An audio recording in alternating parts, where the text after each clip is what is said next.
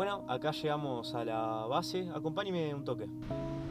Bueno, acá el 15 de febrero hicimos dos entrevistas alucinantes. Una de un helicópterista que alrededor de la guerra estuvo rescatando en Bell 212 a soldados y a gente que lo necesitara. Y la otra, un aviador que hundió el Coventry en una misión alucinante, que le deja los pelos de punta.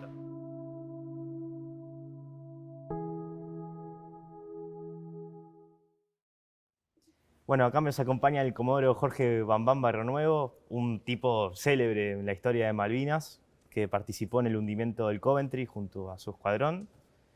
Jorge, ¿cómo estás? Muchas gracias por acompañarnos. No, estoy muy bien, gracias a vos por invitarme a este reportaje para dejar testimonio para la posteridad. Bueno, muchísimas gracias. ¿Y por qué Bambam? ¿De dónde salió? Yo la verdad que tenía otro apodo que era de mi padre, digamos, pero nadie lo sabía cuando llegué a la escuela de aviación. O sea, en la escuela de aviación estábamos todos en primer año viéndonos quién era quién. Nadie se conocía, o muy pocos se conocían entre ellos. Y bueno, yo era muy torpe. En realidad, como dice un amigo mío, no podés mentir. Sos torpe.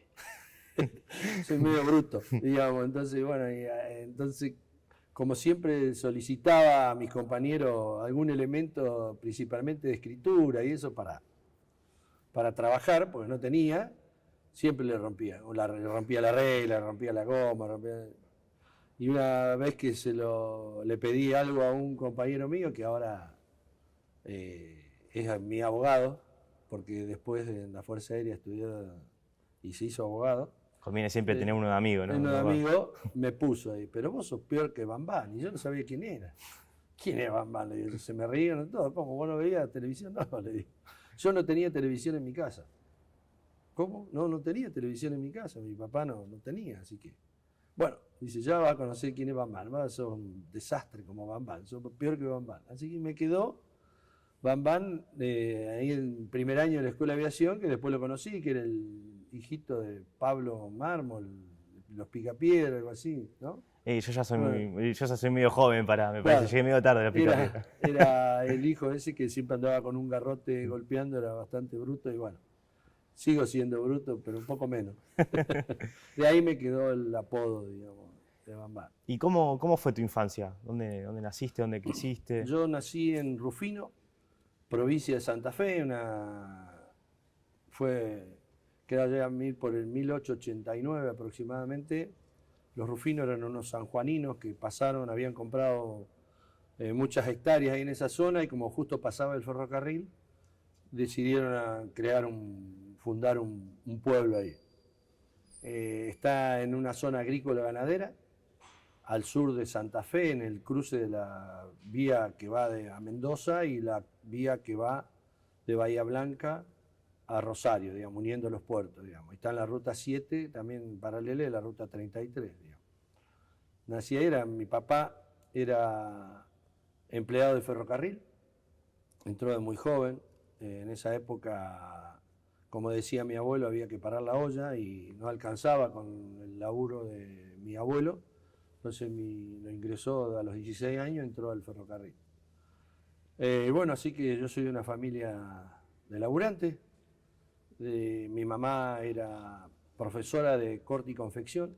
En esa época había escuelas de artes y oficios donde se estudiaba diferentes rubros o diferentes tareas para que el que no tuviera oportunidad de estudiar en una universidad, por lo menos tuviera un oficio para desarrollarse en la vida, de carpintero, plomero, electricista, mecánico, y para las damas en ese momento, ahora ya mucho más mixto, digamos, le daban corte y confección, bordado, todo lo que sería más que haceres que en esa época se llamaban femeninos, ahora es indistinto, digamos, porque a mí me gusta el arte culinario, me encanta, lo saqué de mi madre, digamos.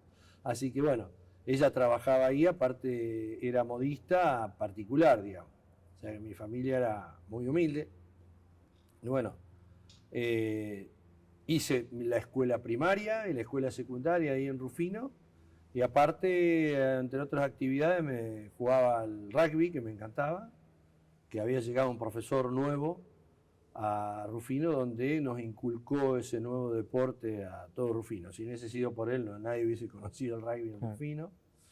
Y bueno, aparte también hacía mi madre, que le encantaba el folclore, me mandó a una escuela de danzas nativas, así que soy profesor de danzas nativas. Todo eso hacía de joven, digamos. Así que esa fue mi infancia normal, digamos, humilde, pero con todos los aditamentos educativos y correctivos de las madres que nos tenían cortito en esa época. ¿Y cómo caíste en la Fuerza Aérea? Esa es una historia que, bueno, quedó plasmada ahora en un libro, porque todo el mundo pregunta eso y le gustó al autor mi historia, digamos. Yo la verdad que no, en un pueblo, y te estoy hablando, Rufino, que está en el medio de la pampa húmeda, no teníamos traspolate 50 y pico de años atrás, ¿no? Ahora que todo el mundo conoce lo que es un avión, qué tipo de avión, lo ve por internet sin ningún problema. En esa época yo no tenía televisión, así que imagínate el desconocimiento de todo que tenía. En el año 66, yo tenía 8 años, recién estaba jugando en el campito al frente de mi casa al fútbol, y ahí pasaron por primera vez los A4B, que habían sido adquiridos hacía un mes o 45 días antes, habían llegado al país, y yo me recuerdo que eran todos plateados. Eran 4 aviones que pasaron, estruendo, un ruido infernal, porque hacían, para mí era, no sé, que se caía el mundo abajo. Si uno escucharlo ahora produce un sonido y un susto al que no está atento, imagínate lo que era en esa época en un pueblo donde lo único que se veía eran tractores, cosechadoras, claro, y no pasaba nada. y no pasaba, el ruido más grande era ese. Alguna vez habré escuchado algún avioncito pequeño que pasó por Rufino, o veíamos los aviones que pasaban de línea, que pasaban hacia Mendoza o hacia otro lugar, pero nunca había visto o escuchado un avión tan cerca. Y bueno, fue un escándalo donde estábamos jugando al fútbol. Mi mamá, pasaron 4 aviones, me acuerdo, los conté a los 4, y después, porque después formaron y pasaron los 4 otra vez, y yo le dije a mi mamá, yo quería hacer eso. 8 años. Imagínate 8 años y en un pueblo de estas características, y que venía de una familia italiana que habían venido 2 tíos abuelos de ella, que habían estado en la guerra, así que imagínate que el shock para mi madre, primero escuchar eso, ver eso, y después que el hijo le diga que quiere ser... Te sacó de me dijo, anda a seguir jugando con tus amigos. Y me sorprendió, porque, viste, no es algo que a uno le gustaba, que la madre le cortara así. Bueno, nunca más hablé del tema con mi mamá, hasta que terminé, estaba en 5º año de secundario, y mi madre me llama, me dice, habría sido por abril más o menos, esa fecha más o menos, por ahí ahora sí. Me dice que habían estado charlando algunas mamás, compañeros, amigos míos, dice que también quieren mandarlo a estudiar, vos sabés que nosotros no podemos mandarte a otro lado, pero vamos a hacer un sacrificio, a ver si podemos alquilar una pensión con otros amigos, qué sé yo, ¿no? Y como yo te digo, jugaba al rugby, lo vino a ver a mi mamá el entrenador del equipo, y le dijo, mirá, el otro día estuvimos hablando con uno de los equipos de Rosario que estuvimos jugando, y el entrenador le preguntó por Jorge y por Miguel, otro Miguel Mancilla. Me dice, él quiere que ellos dos vayan a jugar al equipo de ahí de Atleti de Rosario. Y me dice, sería ideal, dice, si tenés dónde jugar al rugby, qué sé yo, y eso. Y la dejé hablar un rato a mi madre, y yo le dije, ¿vos qué vas a querer hacer? Y si vos sabés lo que quiero hacer. No, ¿y qué te dijo? Nunca habíamos hablado del tema. Y se paró, se cuadró ¿Todavía no te olvidaste? No. Y mi papá miraba que hablábamos y no entendía qué. Me dice, ¿qué quiere este chico? me dice, ¿te acordás cuando pasaron esos aviones acá? Oh, sí, hace como 10 años que pasaron. Bueno, él quiere hacer eso. Mi hijo aviador, dijo mi viejo. Bueno, ahí hubo una charla, digamos, sí, a mí me gusta eso, yo quedé encantado, eso, no sé cómo se hace, no tengo ni idea de nada, porque yo no conocía lo que era un avión, no sabía lo que era un avión. Me dice, pero quiero hacer eso. Bueno, me dice, probá, de alguna manera vamos a ver si te podemos mandar, porque te conté la familia humilde que tenían, eran trabajadores, no eran para, no tiraban manteca al techo, digamos. Yo me acuerdo cada vez que venía la cuenta de la luz, no es como ahora, que viene regalada. Cada vez que venía la cuenta de la luz, mi mamá se agarraba los pelos, apaguen la luz, duraba 3 o 4 días, pero después éramos dos salvajes nosotros con mi hermano, el que me sigue a mí, después tuve otro hermano más chico, prendíamos la luz, hacíamos un desastre, digamos. Entonces yo me acuerdo de eso, que le costaba a mis padres pagar los servicios, imagínate mandar a un hijo a estudiar. Bueno, cuando me dieron el visto bueno, mandé carta a la escuela de aviación, no había hora que te recibís todo por email, en 24 horas tenés todo, recibí todos los papeles, como los 20 días al mes recibí todos los papeles, un sobre así, empecé a revisar todo, lo que tenía que hacer, lo que tenía que llevar, lo que tenía que estudiar, y bueno, lo más importante era llenar la planilla donde vos te presentás a la Fuerza Aérea de quién sos y cómo va y quién te rodea, porque tenías que presentar antecedentes aparte. Bueno, empecé a llenarlo, los papeles, y vi que ahí había dos cosas que en Rufino no se podían hacer. Una era el psicofísico, que era importantísimo, y la cédula de la Policía Federal. ¿Y por qué no se podía? ¿Que no ¿Y había médicos? En Rufino, no, sí, había médicos, pero no un psicofísico completo en Rufino. Sí. Todos teníamos que ir a Rosario, a lo sumo a Venado Tuerto.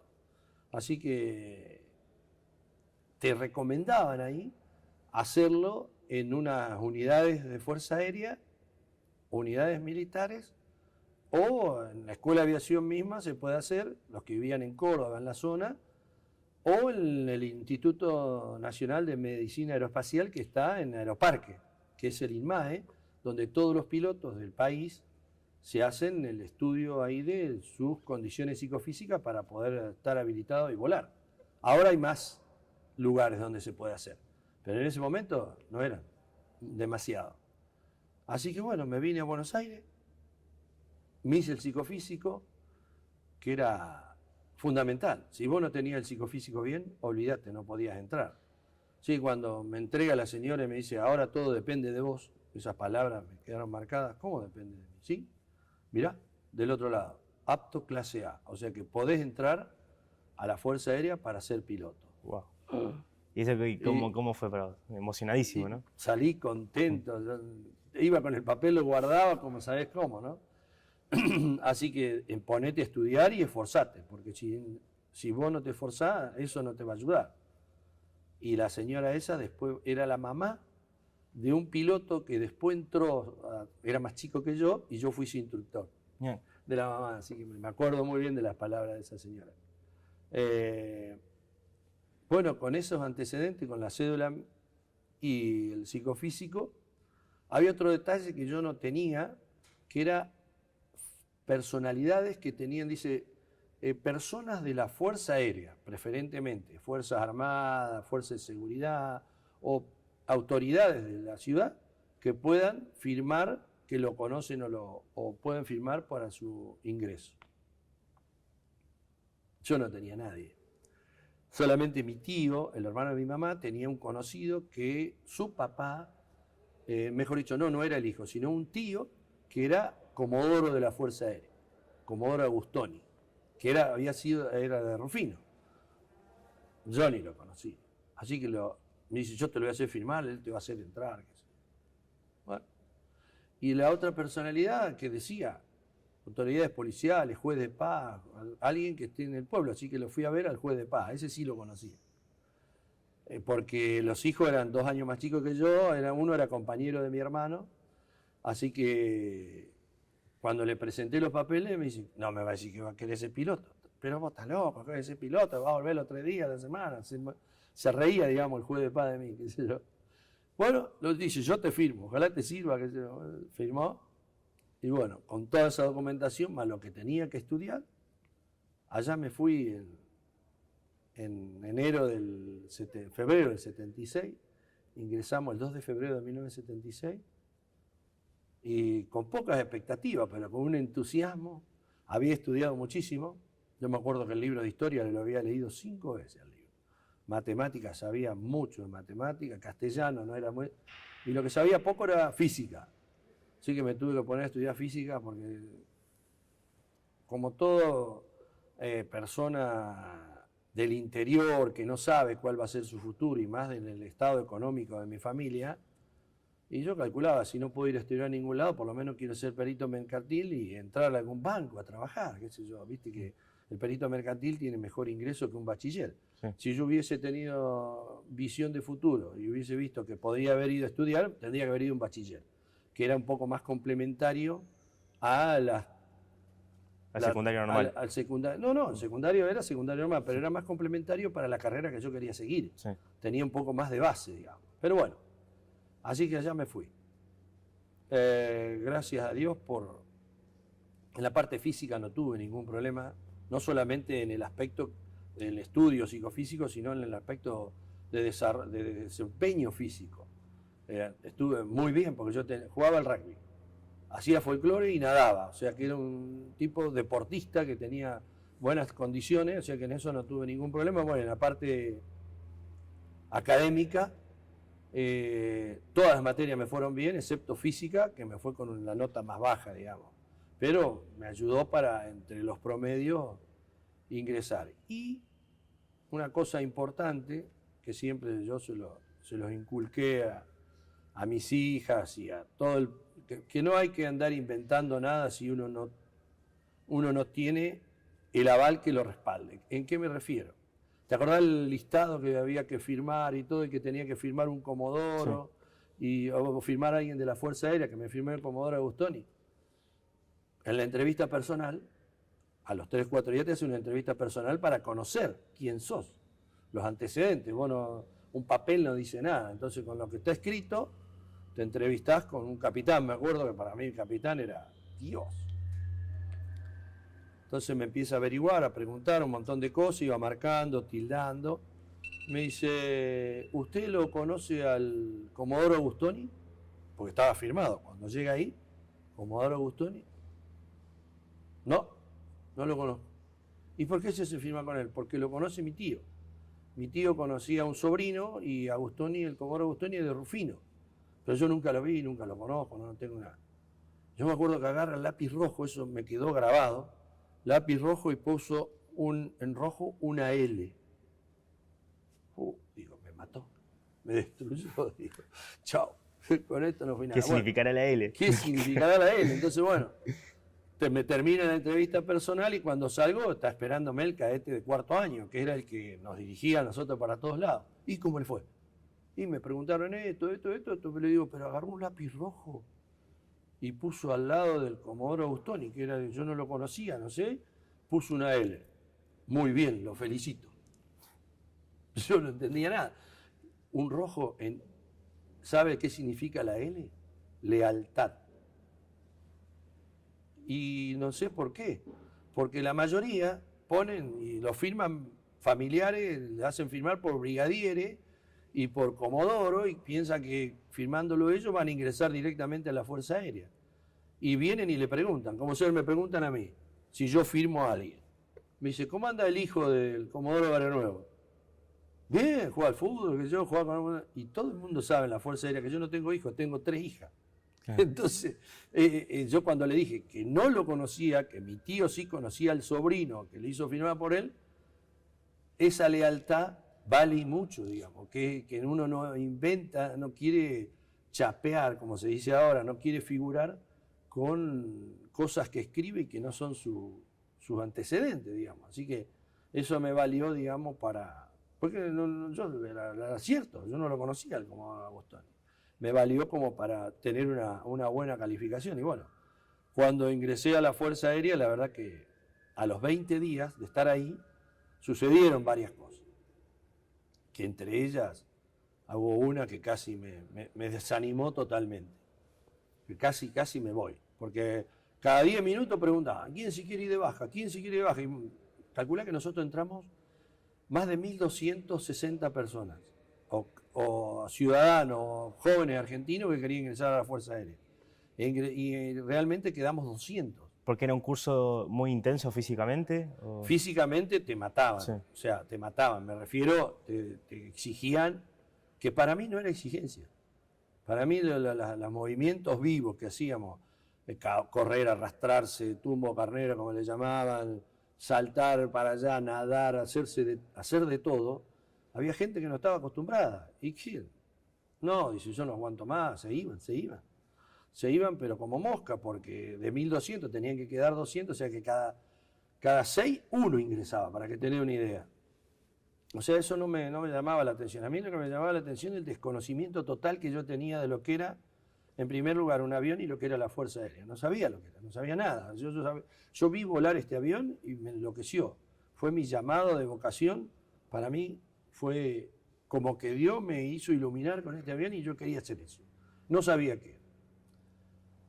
La anécdota que cuento ahora fue cuando yo estuve a un key decirme yo me quiero ir. No me iba de baja, pero me quería ir. Digo. Al segundo o tercer día que nos habían dado la ropa verde, que parecía que éramos, no sé, generales de la... Todo el pinchado. Sí, pero la ropa verde estaba destruida porque no te daban nueva. Unos agujeros por acá, agujeros por allá, todos los bolsillos rotos. Te daban toda esa ropa porque no sabía cuánto duraba. Claro. Entonces te daban esa ropa. Oh, y yo estaba espectacular, de verdad, me miraba el pelo. Y cuando me decían que tenía que hacer algo, lo hacía, corría un entusiasmo bárbaro. Enloquecido el vago.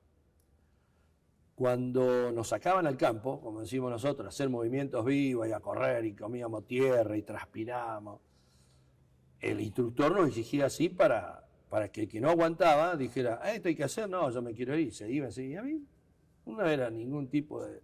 Es más, muchos adelgazaban, yo engordé, porque yo no hacía la gimnasia que estaba acostumbrado a hacer en el ámbito civil.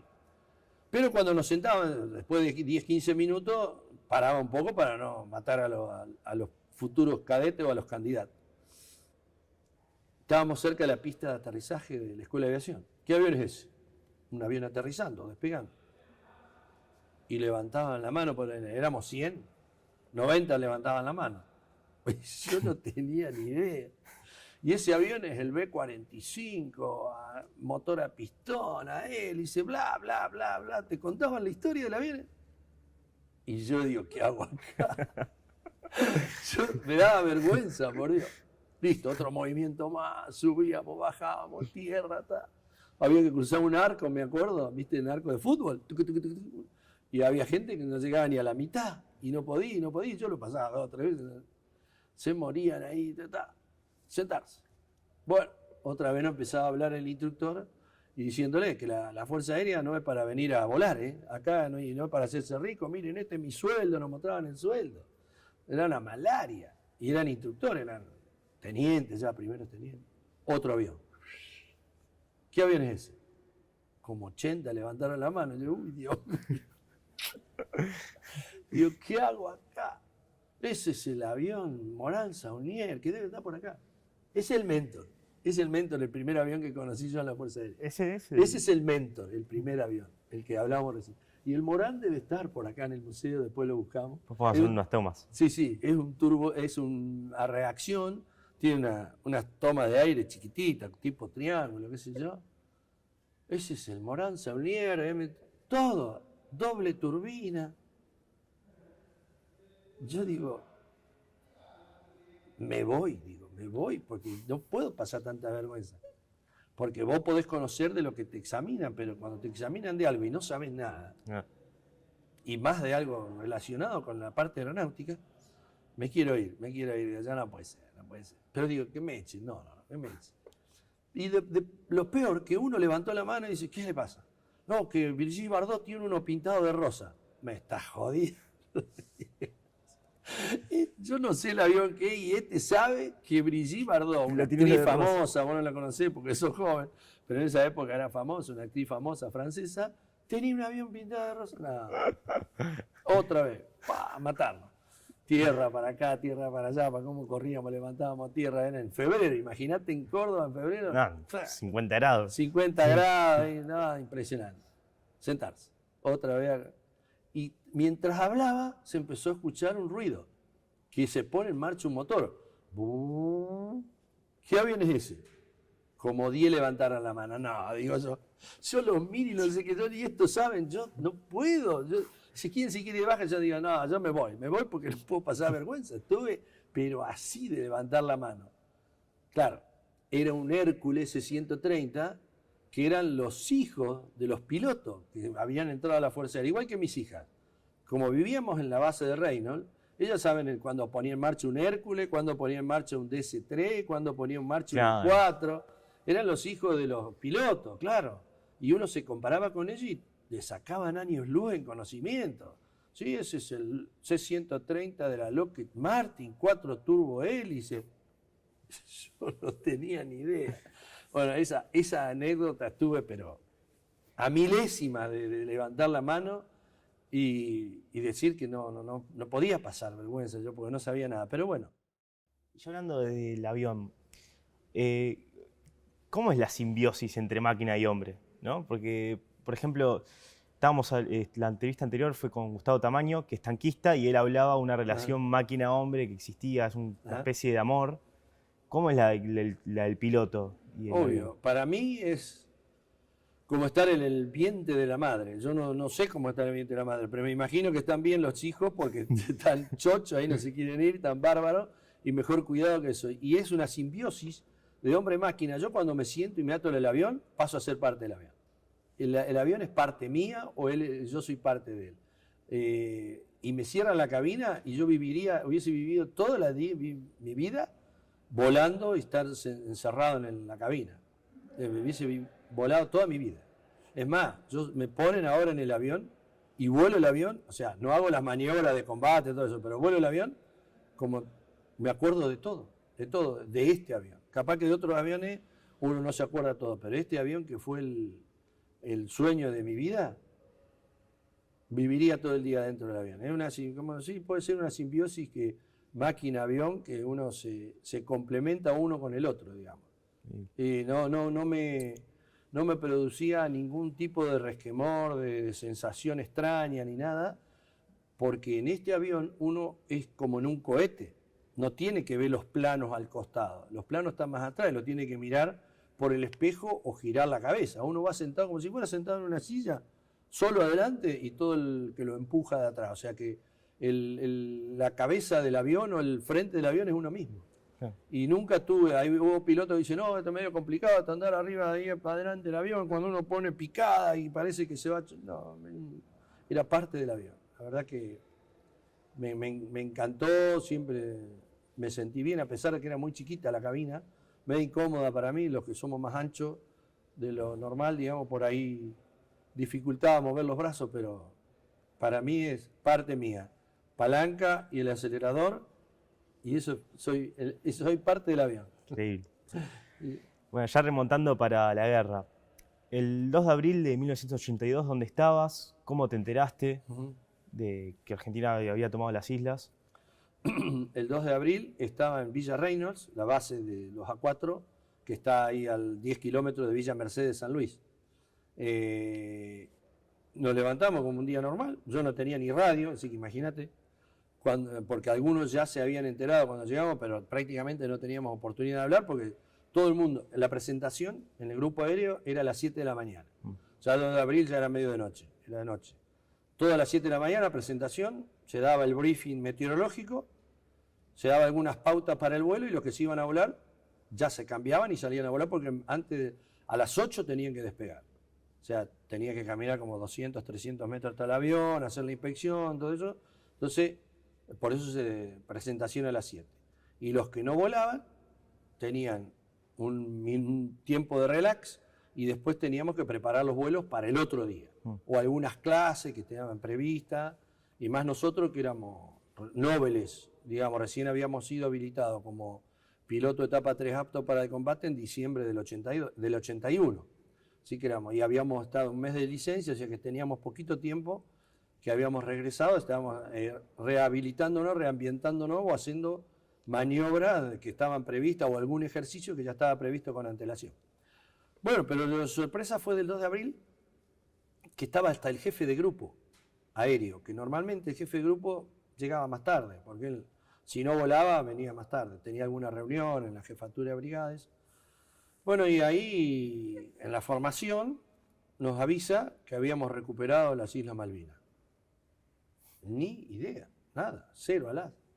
Fue una sorpresa, incertidumbre, no se sabía qué pasaba, no entendíamos nada, digamos, porque teóricamente deberíamos haber estado informados por si se llegaba a suceder lo que posteriormente sucedió, pero evidentemente el objetivo político no era entrar en un conflicto, eso no hay ninguna duda, porque si no, el brazo armado aéreo de la nación éramos nosotros, con otros aviones, digamos, no solamente nuestro grupo, y no haber sido informado resultaba extraño, así que bueno, después que termina la presentación y eso, con los que no volábamos, estábamos en el bar, habíamos ido a desayunar, a tomar un café y eso, y a los 10 minutos ingresan los jefes de escuadrones, que para mí fueron la clave del funcionamiento y de la calidad con que se empleó el sistema de armas A4B en el conflicto y posterior, ¿no? El vicecomodoro Cini y el vicecomodoro Dubur eran los dos jefes de escuadrones, se presentaron en el bar, que éramos la mayoría que estábamos ahí, porque habrán ido a volar, ponerle 10, 15 pilotos y los otros 10, 15 estábamos ahí. Y dice, bueno, estuvimos intentando recabar información, qué es lo que sucedió, qué es lo que pasaba, nadie sabe nada, que sí se recuperó Malvinas, que fueron tomados prisioneros los británicos, que estaban de guardia o custodia, y que a partir de este momento Argentina está nuevamente a cargo de las islas. ¿Y qué pasó por tu cabeza?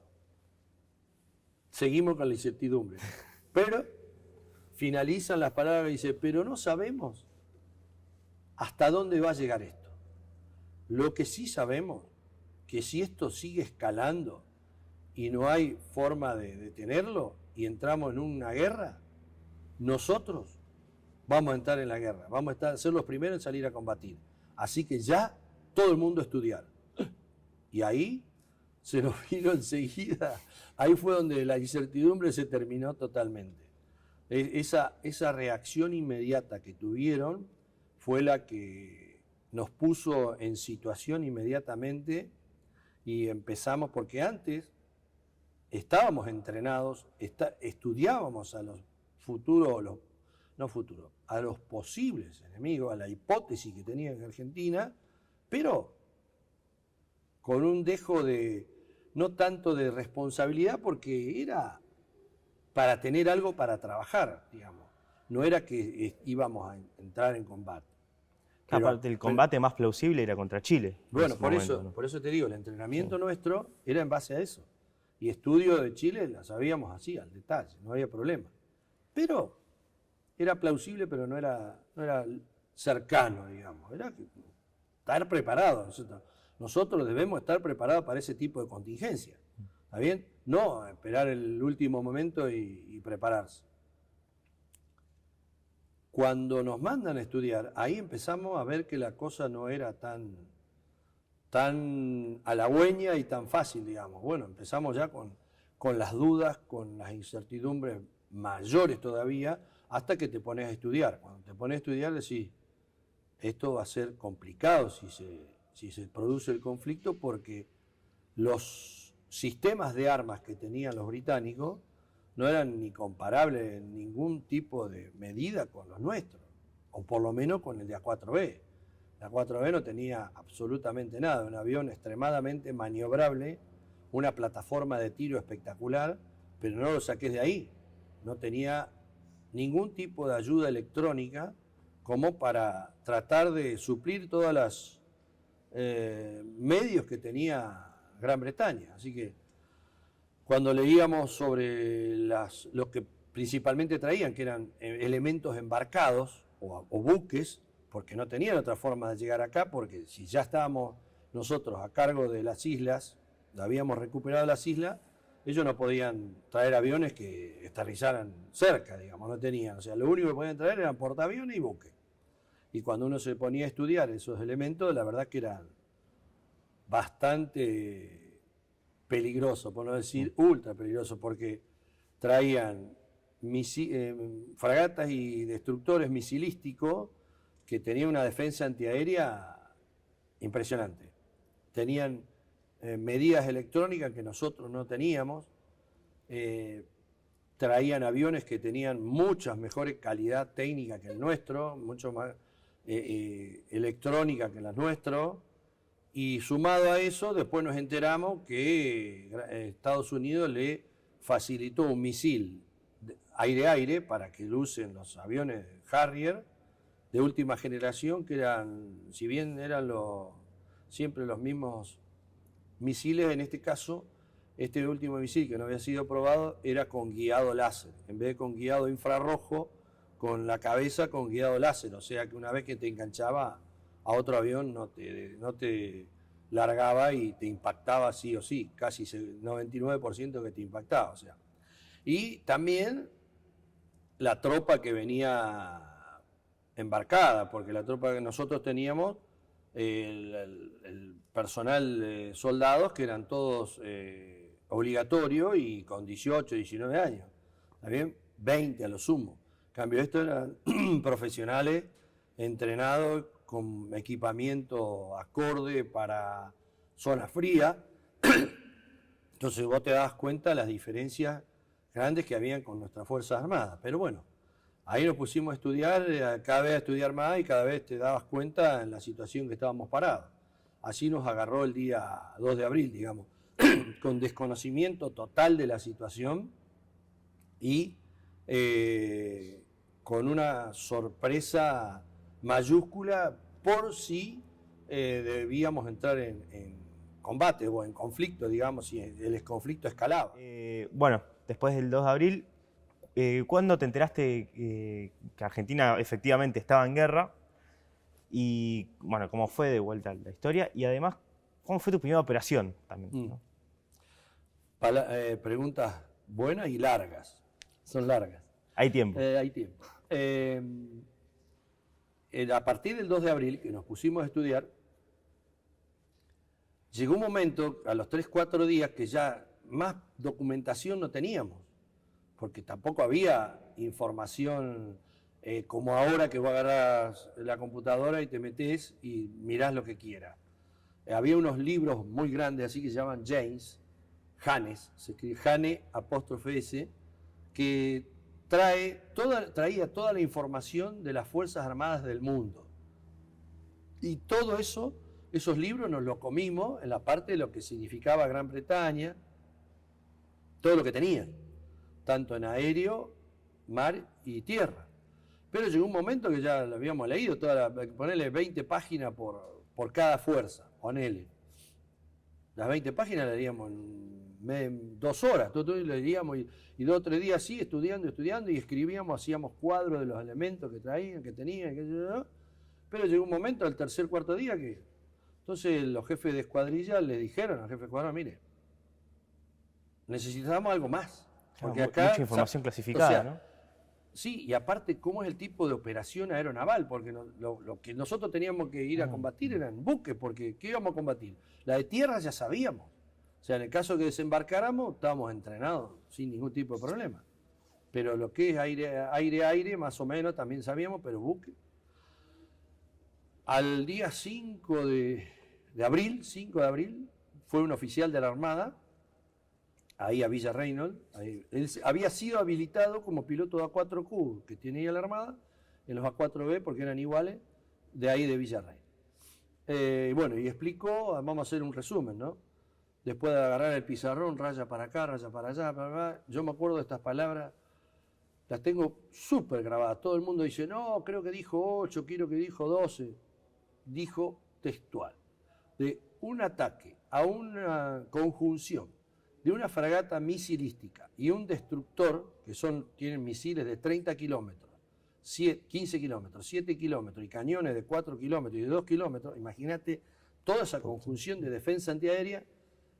De 16 aviones solamente 2 llegan al blanco. Lo miro al negro Carmona que estaba al lado mío, compañero mío, le digo, nosotros zafamos porque vamos al fondo, claro. De 16 aviones pensamos que iban a ir derribando, o sea, un chiste malo, digamos, como tratando de salvar el momento para ver, por lo menos zafamos nosotros. No podíamos creer, claro, la forma de operar de ellos, nos habían dicho, lo explicaba, viniendo unos en altura, otros en mediana altura, otros bajo, unos levantaban, otros bajaban. O sea, 16 aviones atacando para que 2 por abajo entraran y llegaran al blanco. La verdad que fue bastante lapidario esas palabras. Lo que pasa es que la Fuerza Aérea no estaba habilitada para volar en el mar. Sí, esa cara de incertidumbre. ¿Pero por qué? ¿Por qué? ¿Por una regla de las fuerzas? Muy bien. Hay en el año 69, estando en Ganía de presidente, firma una resolución de defensa nacional.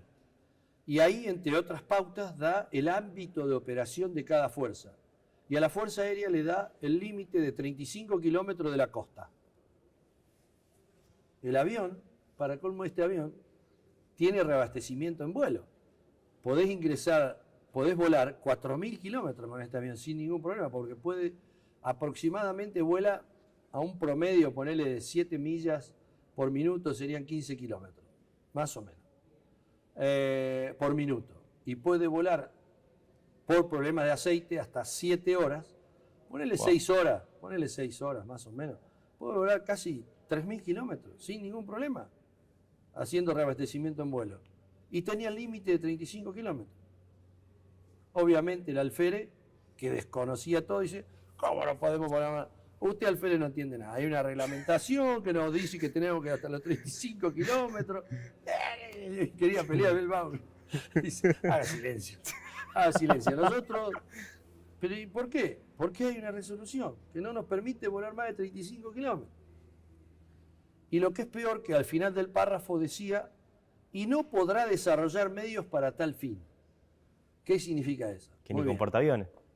No, desarrollar medios para tal fin. Desarrollar medios significa para nosotros tanto adquirir medios o entrenar, capacitar al personal para realizar ese tipo de operación.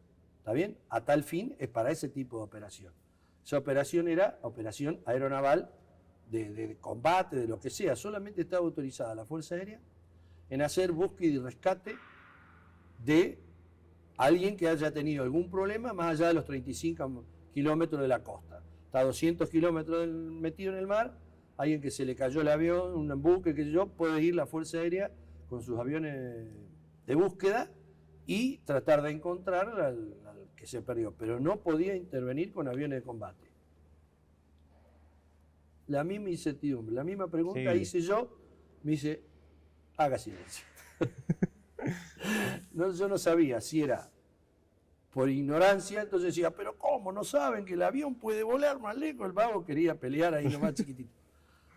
Oiga, no se puede, ya está. Bueno, y después de algo grande decís, ¿cómo te das cuenta te das cuenta de que o la ignorancia, que no creo que sea, o la mezquindad, que tampoco creo que sea, o las dos cosas juntas, podían penalizar así de esta tamaña manera a la Fuerza Aérea? Yo no lo entendía, no podía creer que no pudiera. Así que bueno, con esa experiencia, con esa limitación, obviamente que la Fuerza Aérea no estaba preparada para el combate aeronaval. Desde el día 5 de abril que nos dieron una explicación, y cuando se fue, obviamente, los jefes de escuadrilla dicen, nosotros no vamos a hacer ni la mitad de lo que dice, lo que nos explicaron, olvídense.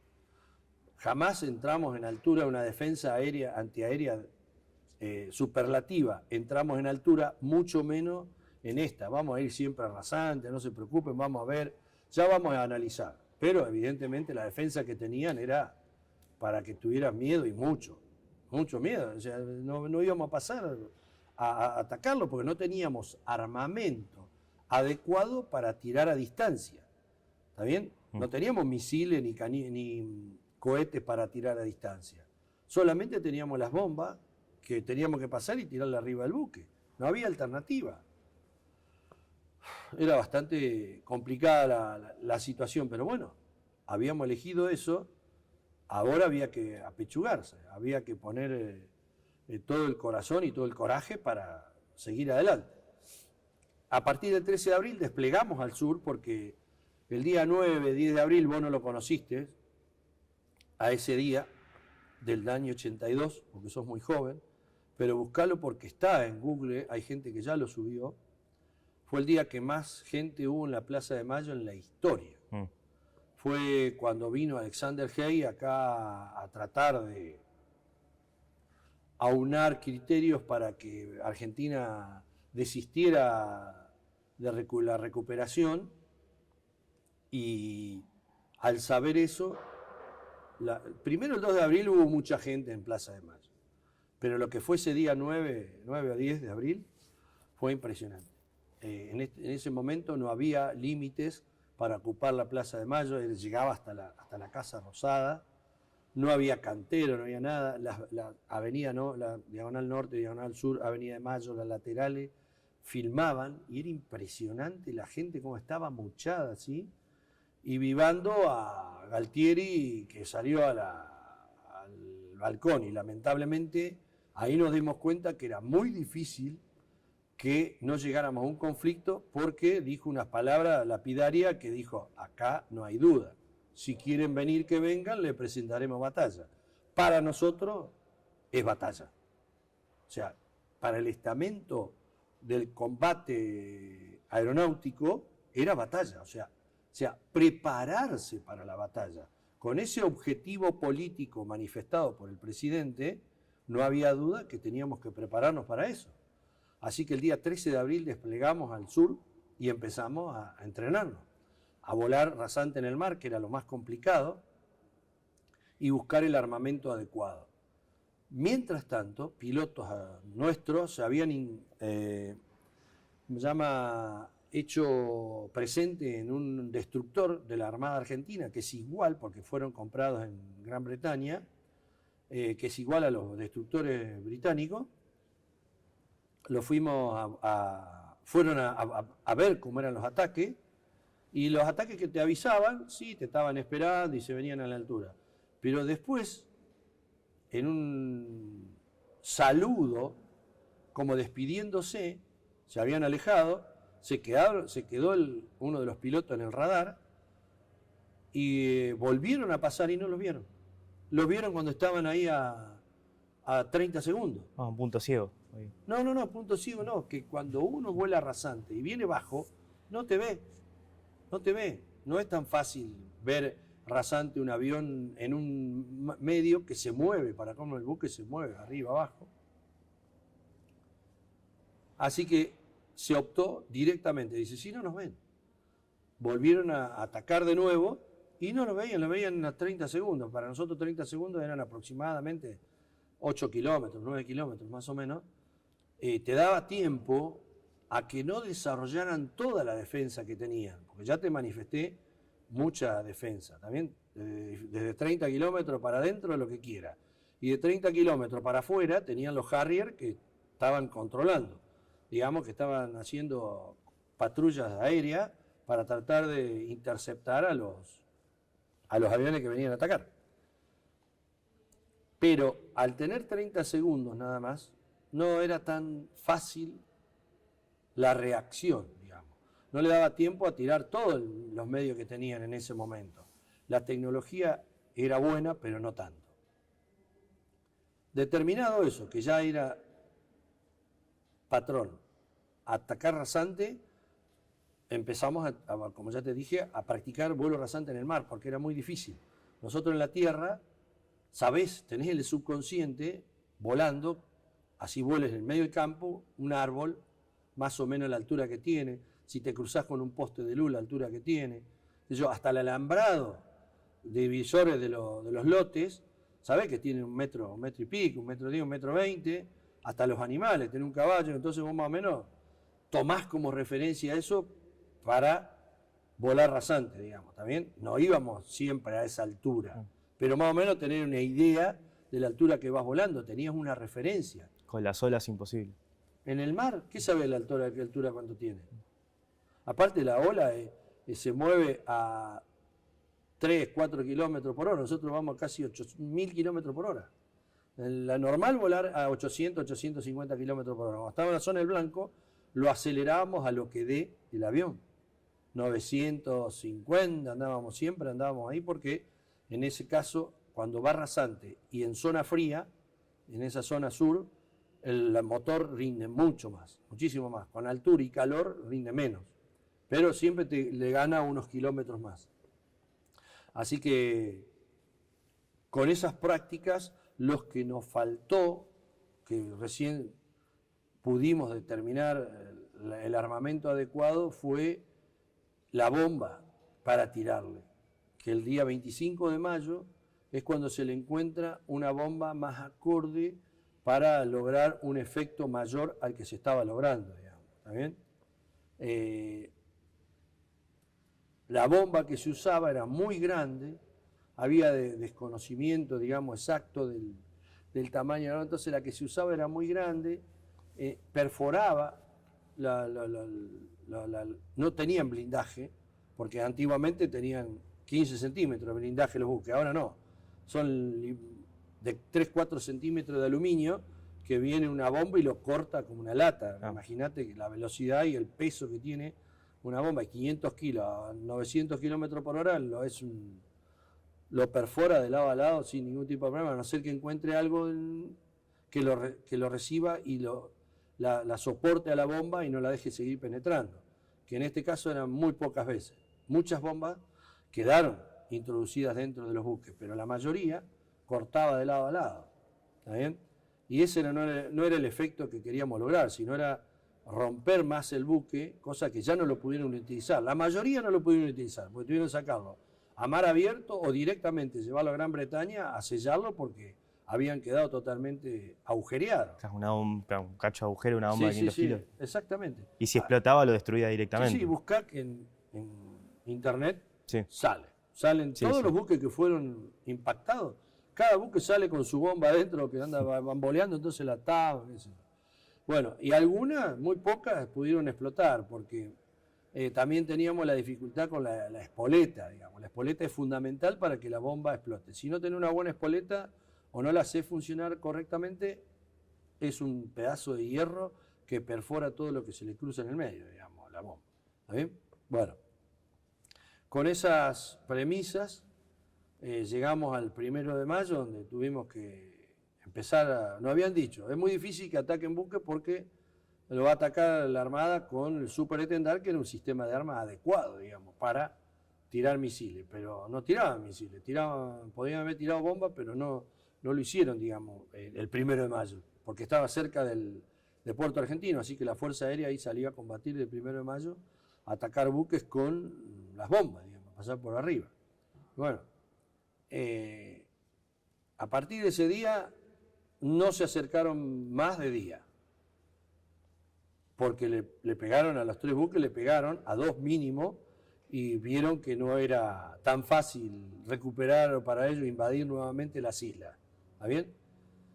Se acercaban de noche y cuando había mala meteorología. El día 12 de mayo había muy mala meteorología y incursionaron tirando bombarderos, va a bombardear las posiciones argentinas con 2 buques, el destructor Glasgow y la fragata Brilliant. Ese día mejora la meteorología, ellos no se dieron cuenta que ahí en menos de media hora la meteorología se limpia y pudieron salir los aviones y atacaron el día 12 de mayo y le tocó al grupo 5 de caza. Fue la escuadrilla del primer teniente Bustos, Juan Manuel, a atacar estos buques adelante y 2 minutos atrás iba la escuadrilla del capitán Carballo. al llegar a la zona del Blanco, lamentablemente uno de los errores que uno paga por desconocimiento, no encuentran los buques, porque obviamente se mueven, los buques no están andando blanco fijo, o si lo atacan aviones, lo van a buscar aviones, o por si alguien le tira desde tierra, digamos. Entonces no dan blanco fijo, se movían por un lado y para el otro. Como no los ven, caso de error, levanta la escuadrilla, porque veníamos rasantes, entonces levanta la escuadrilla el primer teniente Busto, y cuando los ve, comienza el ataque. Lamentablemente, al levantar, también los radares los engancharon, digamos. Y cuando ingresan el ataque, el primero en ser derribado es el teniente Ibarlucea, Jorge Rubén Ibarlucea. Él era de Córdoba, estaba casado, tenía una hija, Eugenia, chiquitita, bebé. Y es el primero en ser derribado, con un detalle importante. Este piloto había sido cambiado de destino en diciembre del 81, lo habían mandado a la Escuela de Aviación a ser instructor de los futuros pilotos. Y estando ahí, dice, acá no vamos a combatir con los Mentor y los Morán. Yo me quiero volver a Reynolds, dice, a volar con los A4, pero yo tengo horas de vuelo y quiero complementar con ellos el combate. Le dieron la autorización a él y a otro piloto más. Y se fue a volar con Reynolds, con nosotros, vino a volar a la guerra con nosotros. Fíjate la hidalguía de este piloto, porque su destino era la Escuela de Aviación, no tenía necesidad de volverse. Él pidió y fue el primero en ser derribado, lamentablemente. En la corrida final de tiro, cuando estaban ya acercándose a los buques, también el que es derribado el teniente Mario Víctor Nívoli. Era padre mío, estaba casado también, tenía un hijo. Y padre mío significaba que estaba en cuarto año cuando yo entré en primer año. Y aparte lo tenía muy presente porque cuando hice el vuelo solo, en A4, el ladero en tierra fue él. Él fue el que me acompañó al lado. Normalmente le acompaña un mecánico, pero en el caso del primer vuelo, los acompaña otro piloto, aparte de uno que lo ladea, que va ladeando con otro avión. Y me acuerdo de la tranquilidad que tenía y cómo te hablaba y todo, era un flor de tipo, y bueno, lamentablemente fue el segundo en ser derribado. Y en la salida del ataque, el jefe de escuadrilla, que era el primer teniente Bustos, le dice al que quedaba, que era el alférez Vázquez, compañero, amigo mío, vivíamos juntos en la habitación en Reynolds, así que lo conozco, era un hermano. Le dice los tordos a reunión, que era el indicativo del que se reunieran para volver. Y cuando le empieza a seguir para reunirse, le empieza a gritar, misil, misil, misil, y él no sabe. Fue prácticamente simultáneo. Cuando le pega el misil, que se traga el agua, el primer teniente Oscar Manuel Busto, que estaba casado también, tenía hijos, tenía 3 hijos, y la mujer estaba embarazada. Terrible.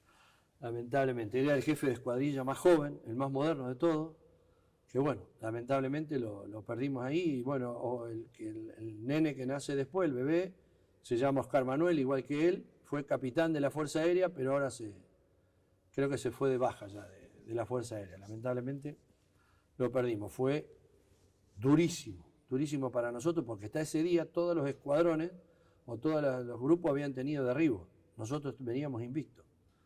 Y atrás venía la escuadrilla de Celaya, te dije. Y Celaya iba con Arrarás, Gavassi y Delepiane. En el ataque, Arrarás ataca a la Glasgow y le pone la bomba. Hay una foto donde de la Brilliant le sacan la foto al Arrarás atacándolo a la Glasgow, y se ve la foto después con el agujero que tenía la Glasgow, que le había hecho Arrarás. Impresionante. Y la Brilliant también fue atacada, pero no hay registro del resultado.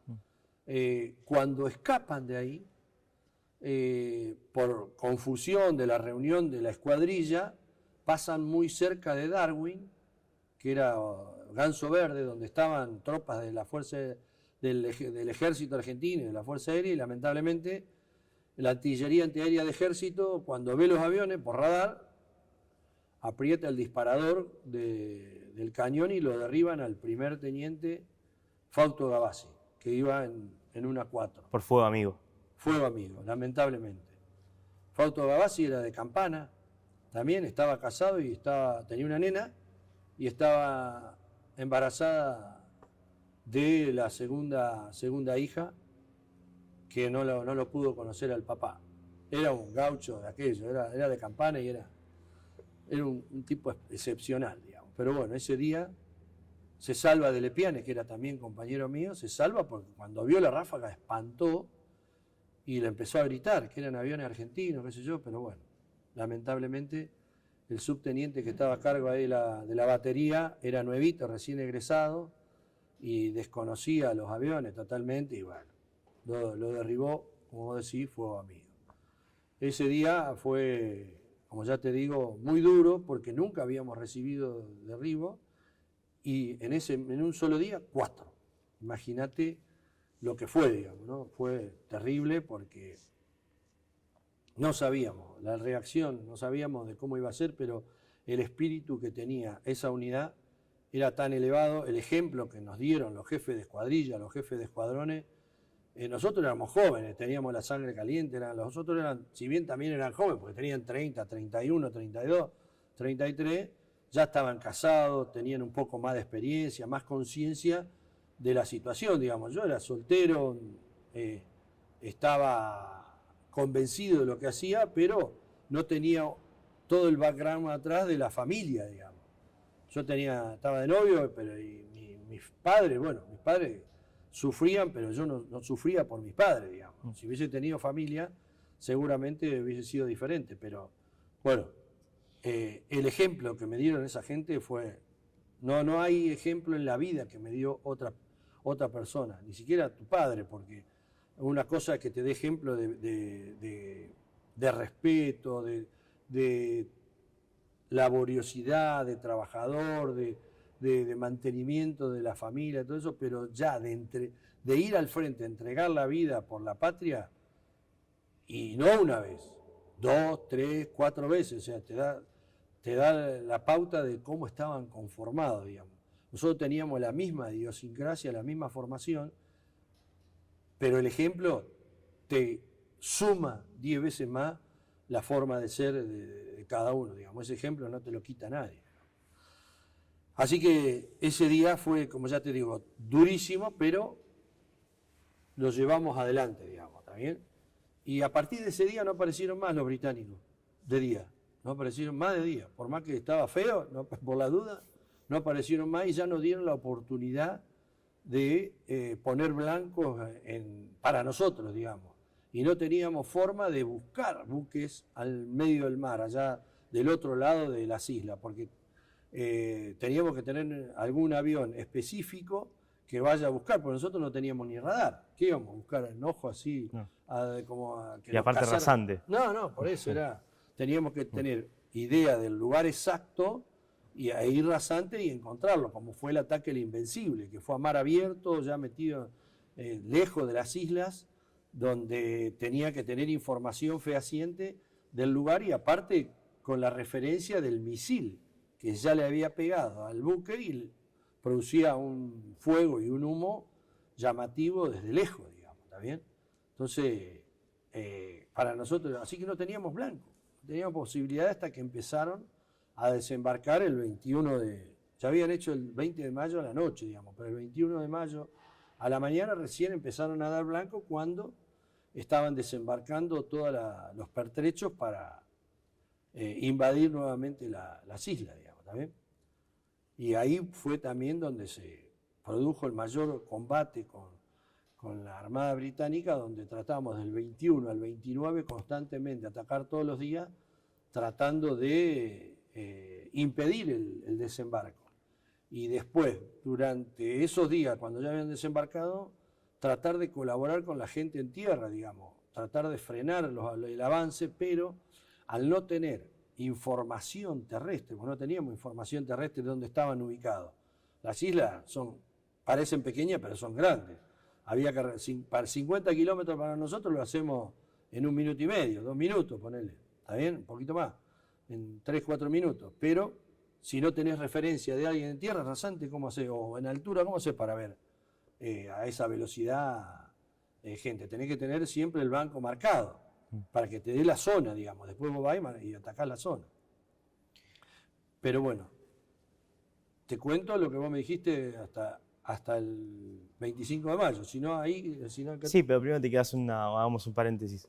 Bueno, habiendo visto las caídas de tus camaradas, ¿qué cambió en vos? Eso, ¿no? ¿Qué te dio más miedo? ¿Te dio más coraje? ¿Te dio ganas de vengarte? No, sí, entiendo la pregunta. ¿Más miedo? Sí. Digo, te derriban como mosca. Al final era más o menos cierto lo que decían de la supervivencia, que era 30% de supervivencia, 70% de derribo. Después de lo que vimos, ¿está bien? Pero también vimos que lamentablemente por querer cumplir con la misión, a veces uno se excede en la operación y comete errores que la paga con la vida, digamos, que fue cuando llega el blanco y levantar para buscar el blanco, eso no hay que hacer, no, lo aprendimos. ¿Qué es lo que nos dijeron?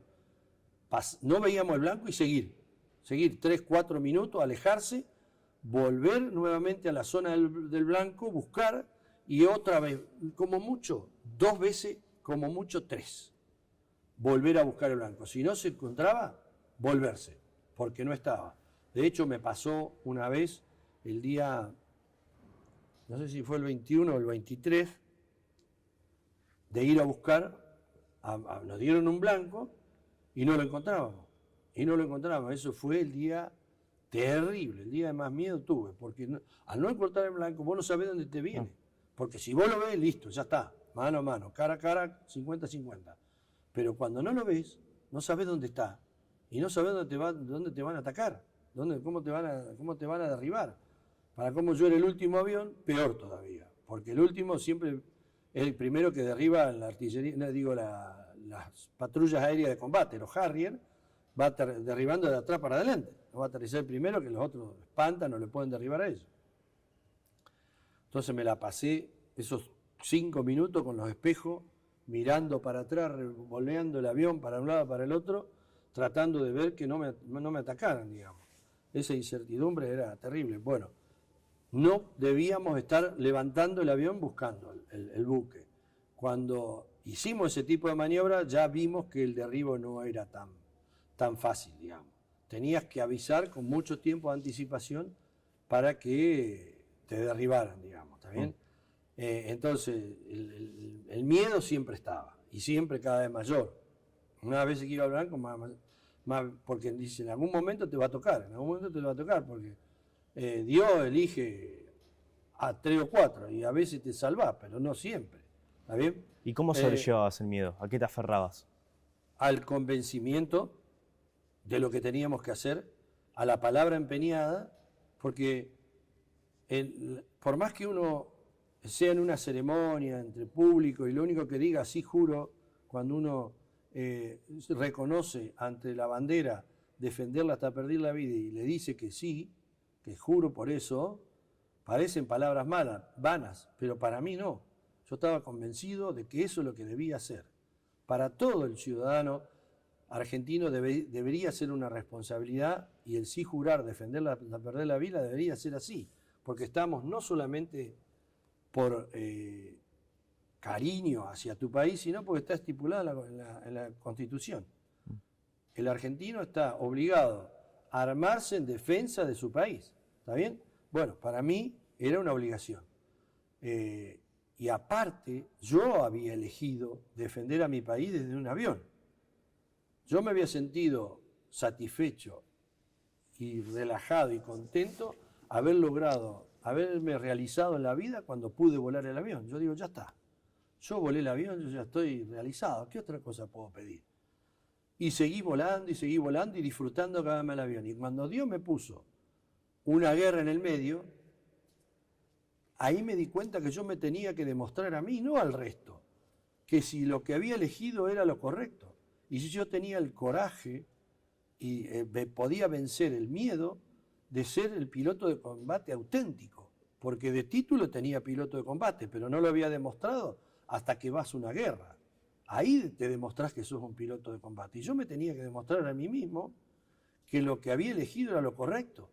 Y no solamente tenía el convencimiento moral, el convencimiento profesional, sino estaba convencido convencido que lo que yo había elegido era lo correcto y lo tenía que hacer. Y tenía que vencer ese miedo. Bueno, ya con haber entrado un par de veces en combate ya para mí era suficiente, pero tenía que seguir. Tenía que seguir porque nuestro país lo necesitaba y nosotros estábamos sabiendo que lo que estábamos haciendo era lo correcto, lo que estábamos haciendo era bien.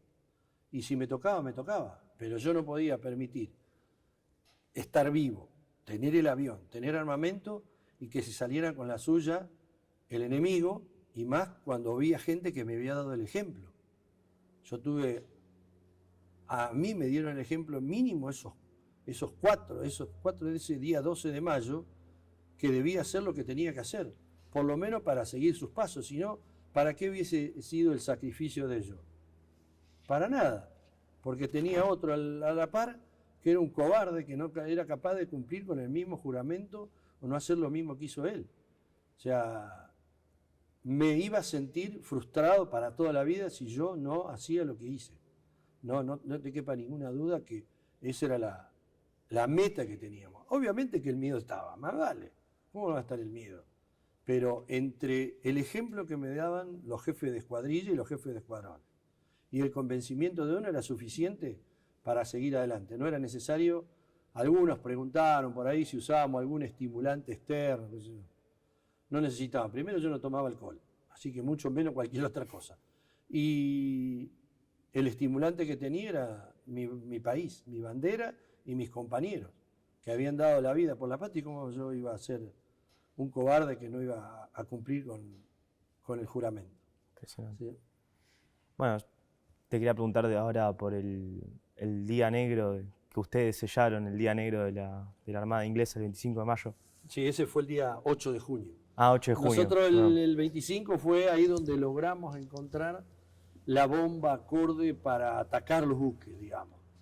A la mañana, lamentablemente, pero antes del 25 de mayo voy a retomar. Sí, por supuesto. Voy a retomar porque por favor. El día 23 de mayo, sí. En uno de los ataques a Puerto Argentino, no Puerto Argentino, perdón, a San Carlos, donde estaban desembarcando, había buques antiaéreos ahí y había que anularlos.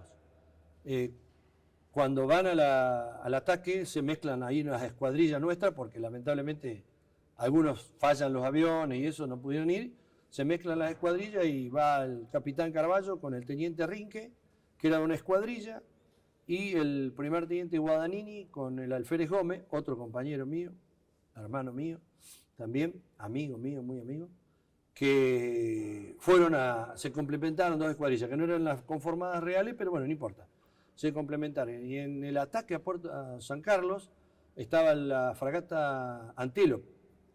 La fragata Antelope la ataca Gómez, el primero que la ataca, Rinque y Guadagnini.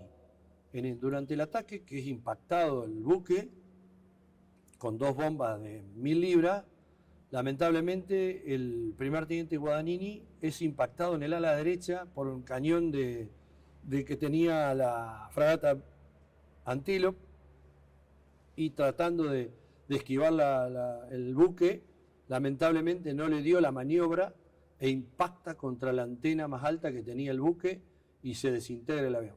Lamentablemente se desintegra el avión todo para atrás. La cabina, cuenta un inglés que estaba sobre las bardas de ahí de San Carlos con misiles Rapier. Él dice: yo era director de tiro y estaba de defensa aérea de la fragata, que la tenía ahí a menos de 100 metros, y vimos el ataque. Lo que pasa es que atacaron del lado del agua para nosotros. Entonces nunca le podíamos tirar porque teníamos en el medio la fragata, y vimos el ataque y nos dimos cuenta que un avión se chocaba en el buque, porque no salía, y por ahí salió y se chocó la antena y cayó del otro lado, lamentablemente. Ahí cae el primer teniente Luciano Guadagnini, era de Bahía Blanca, primero de promoción, una eminencia, una capacidad profesional y como persona excelente. Estaba casado con una cordobesa, Poli, y tenía una hija que se llamaba Andrea, me acuerdo porque era el mismo nombre de mi hija, la del medio, Andy Guadagnini, que ahora es capitán de la Fuerza Aérea, pero odontóloga. recibió con toda la... Y Poli estaba embarazada del varón que no lo conoció Luciano. Y se llama, obviamente, Luciano Guadagnini, el hijo de Luciano. Pero él no entró a la Fuerza Aérea, no le gustó y se quedó en la parte civil, digamos, ¿está bien? Lamentablemente Luciano no pudo conocer a su hijo, pero bueno, el hijo sí lo conoce a él porque nosotros le contamos quién es su padre. Es el día 23 de mayo. El día 25 de mayo era nuestra fecha patria, ya llegando a lo que te interesa. La mañana salen también a atacar San Carlos, el capitán Palaver con el teniente Galvez, y lamentablemente al regreso tiene una falla, le manifiesta a Galvez que tiene una falla del avión, que va a tener que ascender para tratar de solucionarlo, pero que él continúe rasante. Así que Galvez se viene rasante hasta Río Gallego, y pasaba el tiempo y no llegaba, así que estimamos que se había eyectado, algo le había pasado. A la consulta avisan que en la isla Borbón, que está al norte de la Gran Malvina, de las dos islas, la que está más al lado del continente, la Gran Malvina, al norte, en sentido este-oeste, hay una isla que se llama Borbón. Había un destacamento aeronaval, con aviones de la Armada y aviones de la Fuerza Aérea. Y avisan que habían visto al norte de las islas, ven dos buques, y que habían visto dos lanzamientos de misil a la misma hora que pasó Palaver y otro avión A4C de Mendoza, que mejor dicho estaban destinados a Mendoza, pero ahí despegaban de San Julián, y que también se había extraviado otro capitán. Sumando 1 más 1, seguramente ascendieron y lo derribó un misil a cada uno de esos, ¿cómo se llama? Los SIDAR, que llegan a 30 kilómetros de altura, a 10 kilómetros de altura, a 30 kilómetros de distancia. Imagínate que los ha derribado ellos, no había otra alternativa. Así que con esa información y lamentando que habíamos perdido al capitán Palaver, que era de Dian Funes, era el más antiguo, el más, por decir, el más experimentado de los pilotos, y el que manejaba el lápiz, decimos nosotros, el que conformaba las escuadrillas que volaban. Era serio, como cualquiera, estaba casado también con una chica de Mendoza, y tiene una hija, tuvo una hija chiquitita, lamentablemente, pero un gran profesional, también lo perdimos ese día 25 de mayo. Bueno, con esa información, la Fuerza Aérea asume que tiene que neutralizar ese piquete de radar que estaba derribando los aviones que tanto que incursionaban como los que regresaban de los ataques. Envía dos escuadrillas, una conformada por el capitán Carballo, el teniente Rinqui y el alférez Carmona, que Carmona regresa por problemas técnicos, así que quedan dos nada más. Y atrás, otra escuadrilla más, a 1 minuto y medio, entre 1 minuto y medio y 2 minutos, iba el primer teniente Velasco, el alférez Barrio Nuevo y el teniente Robledo. Lamentablemente, por problemas técnicos, Robledo se vuelve y quedamos conformados 2 y 2. Cuando estábamos en la navegación normal, es prácticamente 1 hora de vuelo, todo sobre mar, ya con eso es suficiente para que te crezcan las canas, porque en 1 hora volando sobre el agua no había nadie que te rescatara, no había nada.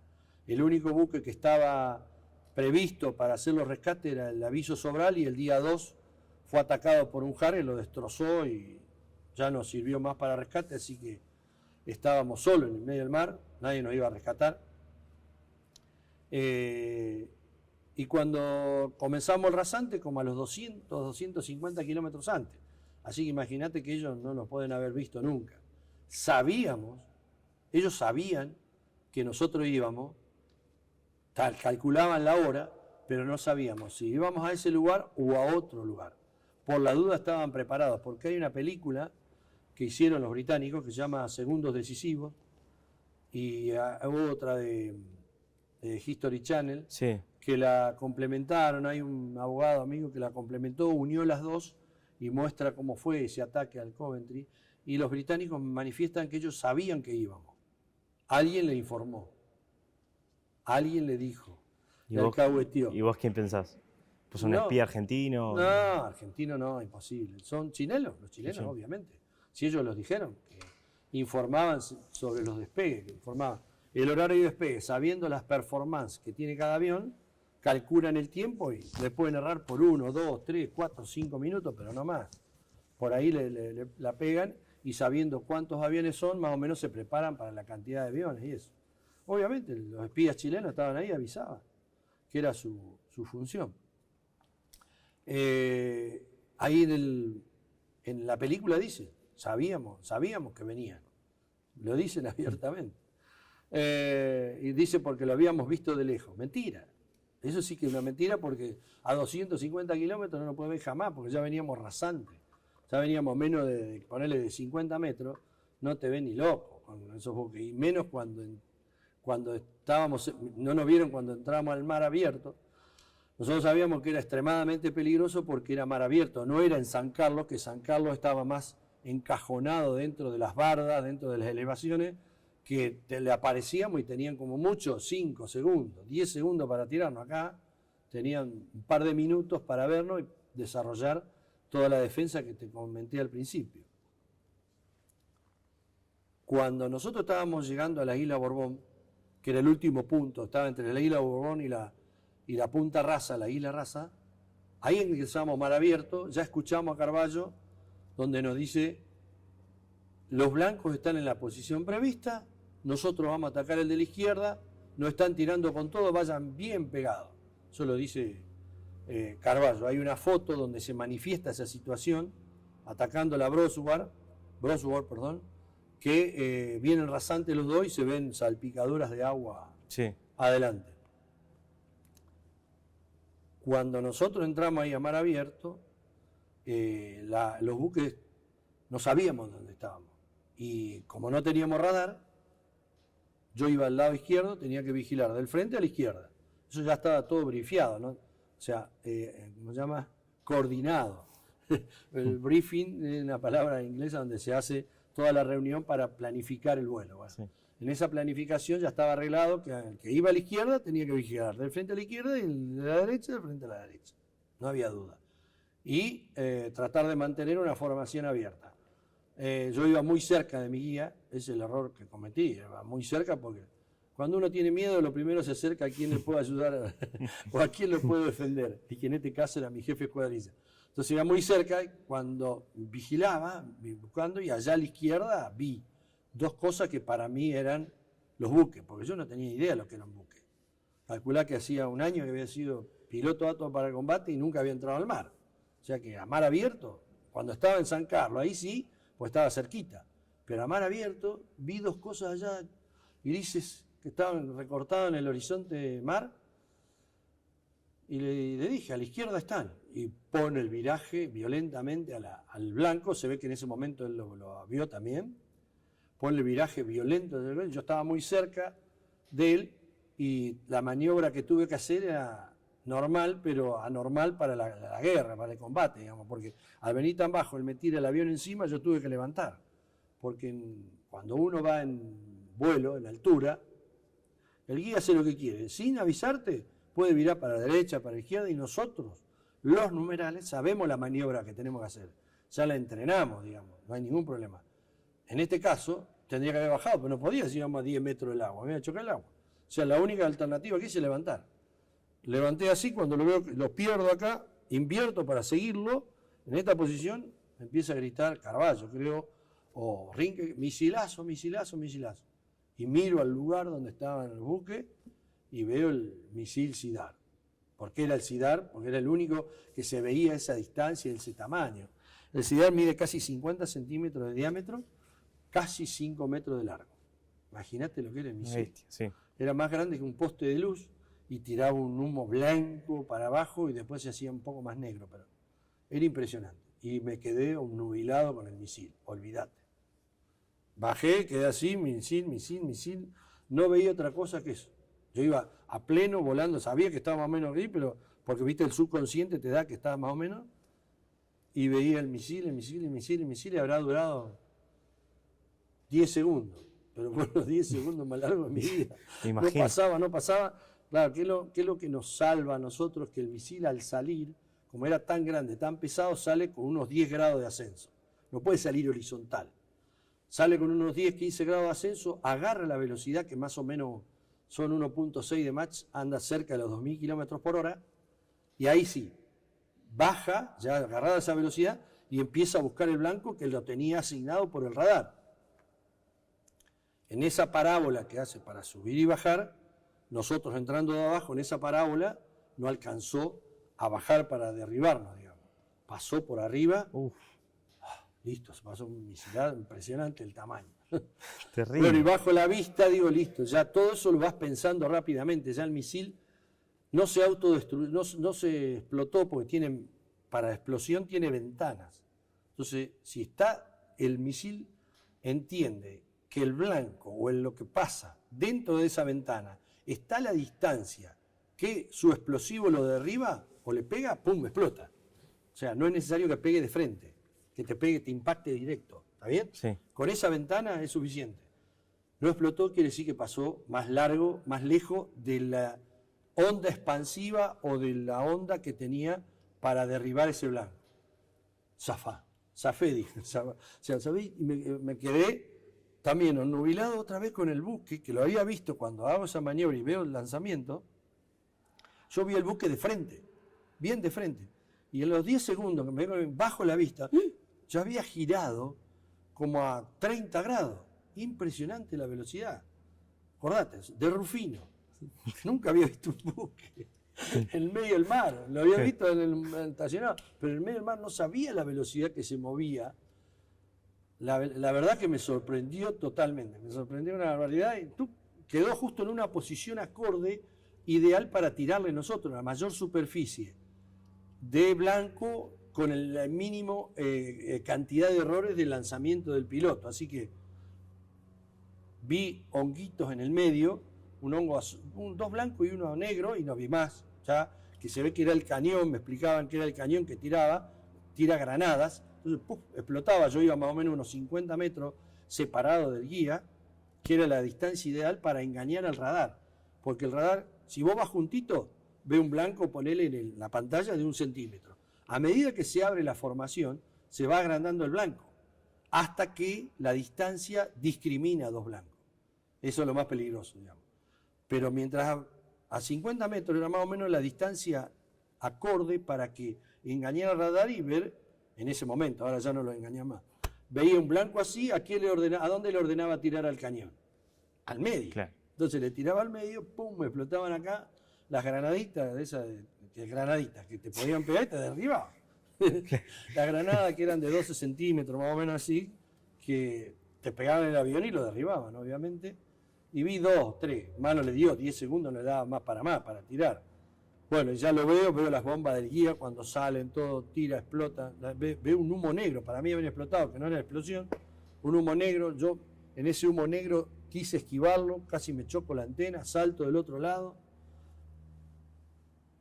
Me miraba porque pensaba que habían explotado las bombas, y no era que habían explotado las bombas, era un iniciador que tenía. Ningún tipo de falla. Primero que vi, miré el motor, porque cualquier esquirla que te entre te lo destruye, porque no tiene nada acá. El avión entra directo a los álabes, que va girando, y meter una piedra, una tuerca, ¿sabes cómo rompe todo el motor para atrás? Yeah. Lo destroza. Bueno, nada, y las RPM empiezan a oscilar, nada. Me miraba, sangre, si tenía algo, nada. Paso al lado de la Bruce World, tenía un agujero en la plataforma donde estaba estacionado el helicóptero, todo perfecto. Y ahí es donde viene la grabación que también hay, la única grabación del conflicto, donde me pregunta, ¿pasó 2? Sí, señor, la vi clarito, una CL-42, bueno, ese soy yo. La vi clarito, una CL-42. En comunicación con Carballo. No, con Velasco. Con Velasco. Después Carballo se mete a hablar en el medio y dice, vamos pendejo, vamos. Ese era el pendejo, era yo. Sí. En ese momento, vamos pendejo, viva la patria.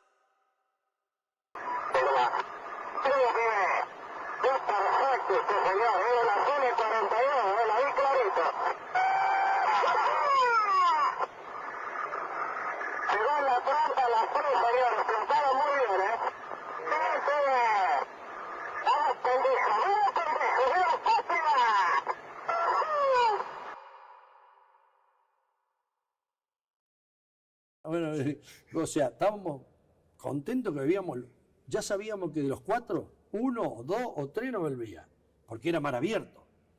Ya íbamos así, yo me acuerdo que fui sin nada. La billetera, los documentos, todos los anteojos, todo lo que tenía más o menos de valor.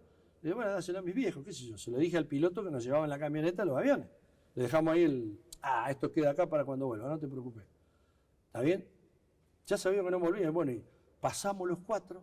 Digo, no podemos tener tanta suerte. Yo miraba el avión mío, no tenía RPM, nada. Carballo que tenía problemas de combustible, que se quería eyectar a toda costa. Hasta que Rinke le formó y le dijo, no pierde nada, que yo llegamos perfectos los 4. Y lo que llama la atención, cuando llegamos, al costado de la pista había mecánicos y los civiles que atendían los aviones con bandera, algunos saludándonos. Digo, bueno, deben estar contentos que es 25 de mayo y los 4 que fuimos, que algunos seguro no volvía, volvimos los 4, deben estar contentos los vagos, qué sé yo. Cuando estacionamos la plataforma, todos los pilotos estaban. Normalmente iba un piloto con la camioneta a buscar los que habían volado y los llevaba a la zona de operaciones. Está bien, eran ya las 5 de la tarde, 4:30, 5, entonces ya no había otro vuelo más. Estaban hasta ellos, ¿viste? Todos los pilotos. Y lo que es peor, cuando estábamos bajando de los aviones, estaba hasta el jefe de escuadrón, que nunca el jefe de escuadrón iba recibiendo porque estaba en la conformación de los vuelos, en la planificación de los vuelos. Pero, digo, bueno, debe estar contento. Y nos saluda a todos y ahí donde se produce un hecho también que lo manifesté, está en una película donde me agarra así, me dice, ¿qué hizo Alférez? ¿Qué sé yo? Bueno, al final nos dice, acaban, dice, de hundir un buque en 30 minutos. No sabíamos nada. ¿Por qué había tanta euforia? Porque hasta ese momento nosotros no teníamos información del resultado obtenido. Íbamos, atacábamos y no sabíamos qué pasaba. Si los británicos no decían, hundieron la fragata Arden, hundieron la Antílope, hundieron la Sheffield, no sabíamos el resultado, no sabíamos qué pasaba. ¿Está bien? Pero ahí ni siquiera tuvimos que esperar a los británicos, porque ¿te acordás que en la isla Borbón había un destacamento que informaron sobre los misiles? Bueno, dice, estábamos acá con larga vista, vimos perfecto el ataque. Vimos cómo se hundió el buque, se prendió, se dio vuelta en 20 minutos y ahí nomás avisaron. Desesperado, así que calculá que el buque se hundió en menos de 30 minutos y nosotros tardábamos 1 hora en volver. Cuando nosotros llegamos, ya todo el mundo sabía. Ya sabían, ellos, los que lo habían visto, lo pasaron la información a Puerto Argentino, a Comodoro Rivadavia y a Río Gallegos, donde estábamos nosotros. Cuando llegamos, ya todo el mundo sabía, la euforia era tan grande que lo único que no sabíamos nosotros. Los que habían puesto, porque no tenés el resultado. ¿Cómo sabés el resultado? Porque lo primero que hacemos es escapar del blanco para que no te tiren con nada. Y por más que miren los espejos, calculá que en 1 minuto estás a 20 kilómetros, casi 17 y pico kilómetros. Imposible. ¿Cómo haces para ver? Y rasante. Y el buque se hundió a los 30, 20 y pico minutos se hundió. Así que la euforia era total. Así que ese día fue agridulce, digamos, porque hicimos una misa, cuando volvimos hicimos una misa por los 4 que habían caído primero, después por Guadagnini y obviamente porque ese día habíamos perdido a Palaver, así que imagínate, en memoria de esos seres humanos maravillosos que eran flores de tipo y mejores profesionales, y con la satisfacción del deber cumplido. No la alegría, digamos, ni la euforia de saltar y brindar por haber hundido el buque. No. Satisfecho porque los que nos ordenaron hacer, hicimos casi el 90%, porque la Bronze War tampoco pudo operar más. Lo que nosotros teníamos que hacer era neutralizar esos blancos para que no siguieran operando, tirando misiles y todo. Pero tenía tal agujero en la plataforma, un agujero del otro lado, le habían roto la bomba de Carballo y Rinke, el comando del timón de dirección, de los motores, no sé qué, que lo tuvieron que enganchar y llevárselo a Gran Bretaña porque ya no servía más. Que ese era el objetivo. El objetivo de hundirlo era superlativo, digamos. Si se hundía, bárbaro, pero mejor todavía. Pero la idea era neutralizarlo para que no combatiera más. Es más, si vos le hiciste lo de la Bronze War, fue más importante porque tuvieron que designar 1 o 2 buques, engancharlo para llevárselo a Gran Bretaña. ¿Está bien? Si lo hundí, bueno, si hundió ya está. no tenés que gastar solamente en el rescate de los tripulantes y nada más. Ya está hundido, ¿qué vamos a hacer? Pero la Brownsworth se llevó otros 2 buques que tuvieron que sacarlo del combate, digamos. ¿Está bien? Eso fue el día más importante que me tocó participar en un combate con un resultado correcto, digamos, de lograr el objetivo que nos habían asignado. ¿Está bien? Pero bueno, después el combate siguió y antes de terminar quiero contar lo que fue el día más negro de la flota, porque ahí también sufrimos los últimos derribos y fueron muy dolorosos, digamos, también. El día 8 de junio, por información de gente que estaba en las islas, avisa que estaban desembarcando ahí cerca de Puerto Argentino. Bahía Agradable estaba muy cerquita y de las tropas que estaban en los cerros custodiando el ingreso o la invasión a Puerto Argentino, veían que estaban desembarcando, porque Jeremy Moore, el general de tropa de los británicos, les dijo, o desembarcan acá o nos tenemos que volver. Ya no tenemos más capacidad logística para seguir combatiendo, porque los argentinos están resistiendo muy fuerte y no tenemos ni munición, ni comida, ni personal de refresco.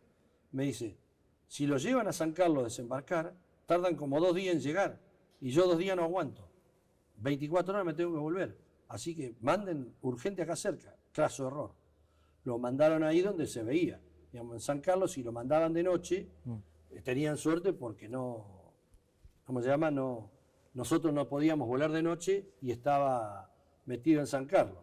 ¿Está bien? A lo mejor entraban a las 6 de la tarde y a las 6 de la mañana ya tenían todo desembarcado. Pero ahí, como no tenían tiempo, lo hicieron directamente a la vista de todo y no, como era un lugar más complicado, no tenían puerto o algo así, tenían que desembarcar en bote, se les demoró la descarga y ahí fue donde entramos nuevamente el grupo 5 de caza de ataque, a atacar el desembarco. Iba el primer teniente Cachón con 4 numerales.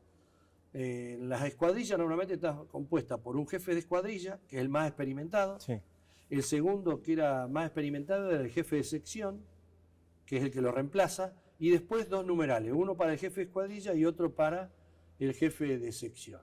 En este caso, las escuadrillas quedaron conformadas de una manera que, por fallas en el resto de los aviones, quedó con el primer teniente Cachón, Carlos Cachón, que era el de la escuadrilla de Carballo, que era su jefe de sección, que no estaba habilitado para jefe de escuadrilla, quedó con 4 numerales, con 4 personas menos experimentadas y las más jóvenes, digamos. Increíble. Iba Rinque, exactamente, increíble, Rinque y Carmona, que eran de la escuadrilla de Carballo, y Galvez, que era de la escuadrilla de Palaver, con Gómez, que también era de la escuadrilla de Palaver, que lamentablemente Palaver y Guadagnini, que eran de esa escuadrilla, habían sido fallecidos, derribados, el 23 de mayo Guadagnini y el 25 de mayo Palaver.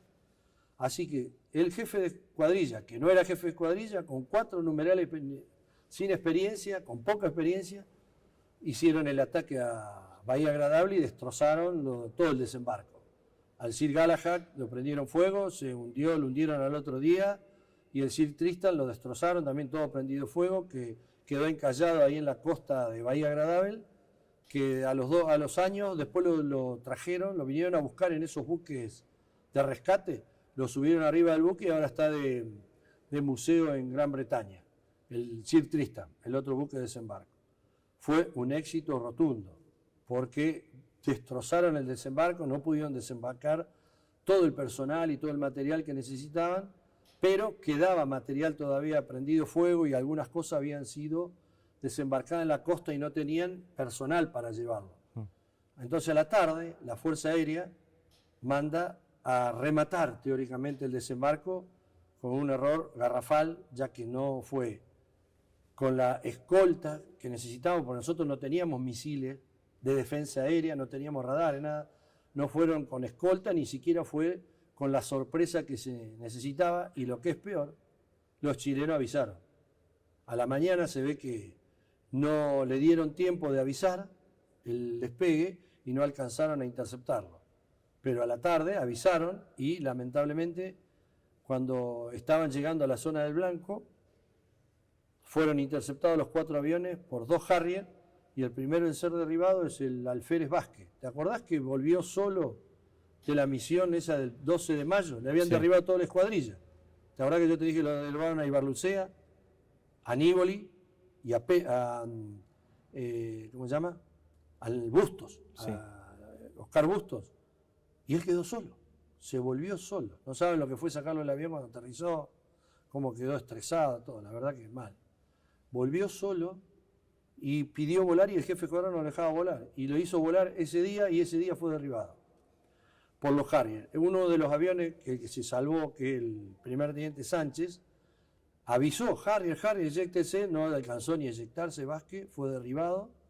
El segundo en ser derribado fue el Alférez Vázquez, era soltero, era de Rosario, un deportista de élite en serio, era nadador. Competía en natación hasta los 17 años ahí en Rosario y había ganado un montón de medallas, nadaba pecho y espalda, era un motorcito. No era un tipo muy grande, pero era un motorcito. La verdad que compitió, en todas las veces que compitió en la Fuerza Aérea, en natación, los 3 años que compitió, salió campeón en las 2 categorías, pecho y espalda, y en las postas, obviamente. Y fue al sudamericano, a Brasil. Contra todos los sudamericanos les ganó, pero le sacó un monstruo. Era un monstruo, un deportista nato. Podría haber sido nadador profesional que hubiese ganado más dinero que en la Fuerza Aérea. Pero bueno, lamentablemente fue derribado ese día, el 8 de junio. El segundo en ser derribado es el teniente Juan José Arrarás, también soltero de La Plata, un santo. Ese sí, si no hubiese sido piloto de combate, seguramente era cura, porque era un santo, tipo buenísimo, muy bueno. Lamentablemente fue derribado, de La Plata. La mamá falleció hace poco, estuvo viva hasta los 91 años tenía. Y el tercero en ser derribado era el jefe que iba jefe de escuadrilla, el primer teniente Danilo Rubén Bolsán, de Diamante, Entre Ríos. Ese era gaucho también, andaba un hombre de a caballo siempre. Buen tipo, flor de tipo, que también fue de instructor a la Escuela de Aviación como Ibarlucea. ¿Te acordás que te dije que había sido otro? Bueno, era Bolsán, estaba casado, también tenía una hija que estudió abogacía y entró como oficial en la Fuerza Aérea, pero ya se fue. Ya no se quedó en la Fuerza Aérea como abogado. Lamentablemente fue derribado también ese día 8 de junio, que fue dolorosísimo. Si bien fue el día más negro de la flota para los británicos, para nosotros también fue muy doloroso porque nos derribaron los últimos 3 compañeros y amigos y excelentes personas y mejores profesionales que conformaban el grupo 5 de casa. Creo que ellos son los que se merecen que nosotros estemos relatando constantemente lo que hicieron y lo que logró hacer el grupo 5 de casa en esta bendita guerra por la recuperación de nuestras Islas Malvinas. Bueno, ya para ir cerrando, cuando terminó la guerra, ¿cómo sentiste que te trató el pueblo argentino? Y trató a los héroes que no volvieron y a los héroes que volvieron. ¿Cómo sentiste? En primer lugar, vos dijiste bien, los héroes que no volvieron. Ellos son los verdaderos héroes. Nosotros solamente éramos patriotas, si vos querés poner un calificativo, porque defendimos a la patria y hicimos lo que correspondía. Pero héroes, no, es una palabra muy grande. Nosotros estábamos mal acostumbrados a nominar de héroe a cualquiera. Desde un jugador de fútbol a cualquiera que hace algo que es importante, le decimos héroes. Son personas muy, muy superiores a nosotros. Hicieron algo que nadie lo hizo, entregar la vida por la patria. Es una aclaración, nada más, ¿no? Sí. ¿Está bien? Y la verdad que el pueblo argentino se portó ingratamente.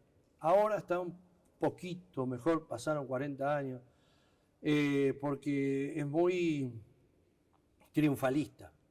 Cuando venía la guerra todos querían ser combatientes, todos se ofrecían voluntarios, todos dieron lo que no tenían. Ahora, ¿perdieron la guerra? Fueron ellos los que perdieron la guerra, no la perdió el pueblo argentino. Si la pierde el pueblo argentino, porque yo no soy venido de una galaxia o de un repulsor, soy del pueblo argentino. Mi papá era ferroviario, mi mamá era modista, no era de una élite diferente a lo del pueblo argentino. Pero el pueblo argentino es así, lamentablemente es muy ingrato. Ahora, como ya te digo, está tratando de lavar un poco esa culpa y ver que tiene gente que ha defendido los colores de la bandera, que ha defendido lo que es su territorio. Claro, cuando vos ves que son islas que están allá lejos, no lo dimensiona porque no presta atención, pero cuando te tocan tu bolsillo, te tocan tu bicicleta, te tocan tu auto, te tocan tu gente, ahí te das cuenta lo que hizo esa gente. ¿Está bien? Porque al no dimensionar exactamente lo que hicieron, no le dan el valor. Ahora la gente empezó a darle un poco más de valor a lo que hicieron los ciudadanos argentinos en defensa del patrimonio de su país. Porque algunos no le dan la importancia que tienen nuestras Islas Malvinas, pero otros sí. ¿Está bien? Bueno, y ahora la gente le da un poco más de trascendencia, un poco más de valor, reivindica un poco más lo vivido, digamos. Lamentablemente, porque no fue una decisión política de entrar en guerra, sino era otra la decisión política, hacer una manifestación internacional para que se terminara el colonialismo inglés en el sur de Sudamérica, ¿está bien? Y después la escalada llevó a que entráramos en una guerra. Los que estaban a cargo, lamentablemente, cometieron el primer error en esconder todo lo que se hizo y esconder a los que verdaderamente lucharon en defensa de la patria. Ya desde ahí y después, hasta el día de la fecha, mucha gente ningunea o menosprecia esa situación. Si supieran el valor que le da el extranjero a esa situación que vivió Argentina, se les caería la cara de vergüenza. Yo que tuve la oportunidad de ir a exposiciones a diferentes países del mundo, el valor que le dan y el respeto que tienen por el combatiente, no solamente argentino, sino por cualquier combatiente, en los países del primer mundo, nosotros no lo dimensionamos. ¿Está bien?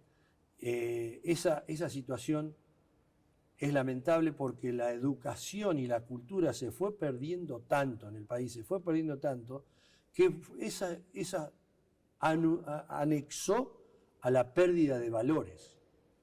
La pérdida de valores es lo peor que puede perder un país. Vos no podés perder el respeto, el patriotismo, la hidalguía, el coraje, la valentía, el respeto por el prójimo, el valor que tiene la familia, el valor que tiene el ciudadano, por más que no sea tu hermano, o sea, todos esos valores que perdimos nosotros, o que se trasluce que se perdió, eso es lo peor que podemos perder. Lo que pasa es que viene anexado a la pérdida de cultura y a la pérdida de educación, lamentablemente. Y es duro para el ciudadano común que tuvo que ir a combatir. Para mí, que me menosprecien es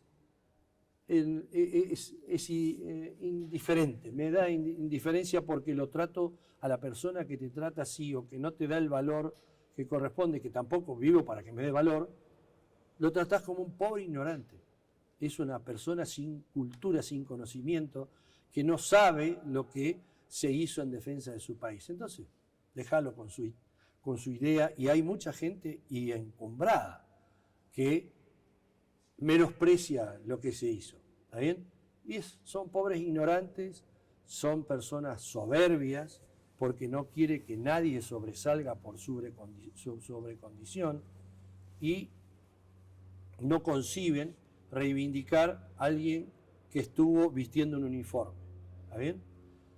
Así que es a mí, pero el soldado, el ciudadano que cumplió con una orden constitucional, está bien, el que tomó la determinación es otro. No fue en el ámbito estrictamente constitucional, pero él no tiene la culpa. Él fue un ciudadano que fue a defender a su país Y ese ciudadano que haya sido vituperado, que haya sido dejado de lado, que haya sido marginado, que haya sufrido lo que sufrió, en el ejemplo está de que tenemos casi más suicidados que muertos en el combate, te da la pauta del maltrato que sufrió no solamente de la sociedad, sino de los dirigentes argentinos desde el año 82 hasta el momento. Parece que fueran, como algunos los nombró, los loquitos de la guerra, y lamentablemente no entienden que son personas que vivieron cosas que nadie las va a vivir, ni nadie las vivió. Si vos no estuviste en combate, no sabés lo que piensa, lo que vivió y cómo volvió esa persona. Nunca lo vas a ver. Entonces habla como que supiera, o porque un libro le dice algo, lo expresa. Y no tiene nada que ver una cosa con la otra. Haberlo vivido, haberlo leído en un libro. Y ya las últimas dos, y ya te dejo libre. ¿Qué es la guerra para vos? La guerra es algo tan grave, primero que no lo deben manejar los militares. Los militares no están para conducir una guerra. Los militares están para intervenir en una guerra de acuerdo al conflicto político que tiene el país y que decide todo el país seguir para allá. Eso es fundamental. De eso lo aprendí. Nosotros no tenemos que estar a inventarnos una guerra porque no corresponde. ¿Está bien? Para eso hay diferentes escalones en el país para que ellos decidan cómo se decidió en todas las guerras que hubo en el país. ¿Está bien? Nosotros no tenemos que estar. Segundo, que es algo tan grave, pero tan grave en un país que nadie gana. Por más que ganes, así pierdas un nombre, estás perdiendo algo muy valioso. ¿Está bien? Pero a veces los objetivos políticos están por encima del ciudadano y a veces hay que ir a la guerra porque sí hay que ir. Pero es algo tan grave que lamentablemente se pierden vidas. Y las vidas son dolorosas para el que está cerca o el que no está cerca. El que lo siente como debe sentirse un ciudadano que ve a otro ciudadano que entrega la vida en defensa de la guerra, digamos. Y que si tuviera que ir de nuevo a una guerra, lo haría, obvio, lo haría. No ahora porque ya no estoy en condiciones psicofísicas, ya no estoy en condiciones, pero si a los 4 o 5 años tuviera que haber ido, hubiese ido de nuevo porque es lo que yo elegí, defender a mi país desde el aire. ¿Está bien? Pero creo que lo más importante es lo que te dije antes sobre una guerra.